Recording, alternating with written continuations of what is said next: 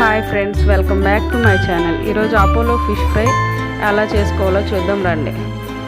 ఈ ఫిష్ ముక్కలు చాలా డెలికేట్గా ఉంటాయి, అందువల్ల దీన్ని ఫ్రీజర్లో పెట్టి గడ్డ కట్టిస్తారనమాట. అందుకే వాటర్లో వేసుకుని కొంతసేపు ఉంచితే ఆ గడ్డ అనేది కరుగుతుంది. అది పూర్తిగా కరిగే వరకు ఉంచకూడదు. పీసులు కోసేటప్పుడు మెత్తగా అయిపోతుంది. ఇలా చిన్న చిన్న పీసులుగా కోసుకొని పక్కన పెట్టుకోవాలి. ఈ ముక్కలకి అల్లం వెల్లుల్లి పేస్ట్, కారం, ఉప్పు, పసుపు పట్టించుకుని నిమ్మరసం పట్టించుకుని పక్కన పెట్టుకోవాలి. ఒక అరగంట పాటు నాననివ్వాలి. ఆ తర్వాత దీన్ని మళ్ళీ కళాయిలో వేపేటప్పుడు కార్న్ఫ్లోర్ కలుపుకోవాలి. దానికి సరిపడినంత కార్న్ఫ్లోర్ కలుపుకొని కళాయి ఆయిల్ బాగా వేడెక్కనివ్వకూడదు, ఎందుకంటే వేడితో వేస్తే అది మాడిపోతుంది, నల్లగా అయిపోతుంది తొందరగా. అందుకనే సన్నటి సెగ మీద పెట్టి కాకరాకముందే వేసుకుంటే బ్రౌన్ కలర్లోకి వచ్చేంత వరకు వేపుకొని తీసుకోవాలి.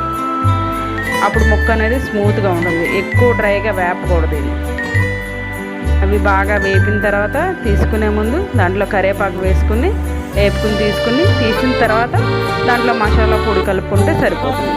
ఈ వీడియో కనుక మీకు నచ్చినట్టయితే please like, share and subscribe.